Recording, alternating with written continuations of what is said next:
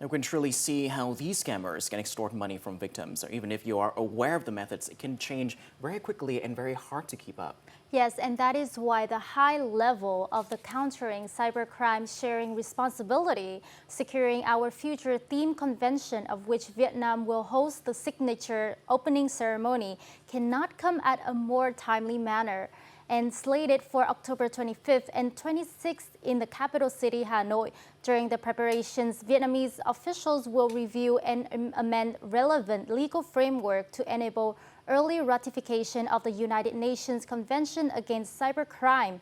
Our reporter Lộc Dương has more to follow.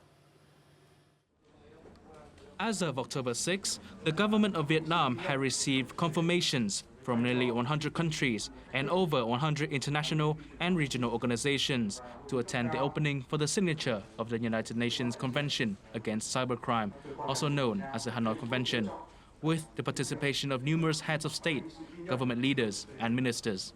According to Deputy Foreign Minister Đạo Hoàng Giang, Vietnam's hosting of the signing ceremony of the Hanoi Convention means taking the lead in promoting the convention's implementation, both regionally and globally. He also emphasizes that this milestone marks only the beginning of Vietnam's broader efforts to strengthen international cooperation in advancing cybersecurity and combating transnational digital crimes. When Vietnam takes on the role of hosting the signing ceremony, it is doing much more than organizing a diplomatic event. The country is positioning itself at the forefront of efforts to promote the implementation of the convention at both regional and global levels. This ceremony marks the beginning of Vietnam's long-term commitment to deepening international cooperation in building a safer and more secure cyberspace. We are currently in the process of reviewing Vietnam's relevant legal frameworks to ensure alignment between domestic regulations and the requirements of the UN Convention on Cybercrime. In particular, we aim to identify and implement necessary legal adjustments, including potential revisions to the cybersecurity law, as soon as possible, in a manner consistent with both the Constitution and international law. As the host nation, Vietnam will be among the first group of countries to sign the convention. Such commitment is crucial for the convention's early ratification and implementation. After numerous negotiation sessions and meetings over 2.5 years, the UN General Assembly adopted it by consensus on last year. The convention is expected to become a universal legal framework for global cooperation in combating cybercrime. To discuss Hanoi's growing role in global security and the upcoming convention's objectives, we now turn to Nguyễn Hữu Phú, Deputy Director of Vietnam's Ministry of Foreign Affairs, Department of Legal Affairs and International Treaties. Our reporter Ngọc Trâm has the details. Thank you so much for joining our interview today. My first question is for you. How does naming the conventions after Hanoi show Vietnam's growing global role in non-traditional security issues?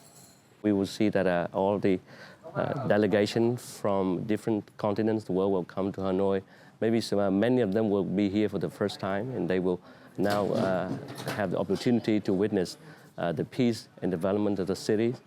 And after the signing ceremony, they will come back, and Hanoi will be a frequent destination for them. Vietnam will bear the responsibility to move the discussion on Hanoi Convention forward, and we hope that Vietnam will have more friends after the ceremonies. We aim for 40 initial signatories. What political commitment should delegates indicate from the government to reach this goal in Hanoi? We believe that with the commitment they made when signing the convention, we would see more developed networks of law enforcement around the globe and more effective response to cybercrime. And we think that this convention is particularly designed for developing countries with limited resources, because with the commitment and the convention, now those developing countries will receive more assistance and support from international communities, meaning that the global fight against cybercrime will be more effective. Thank you so much for joining our interview today.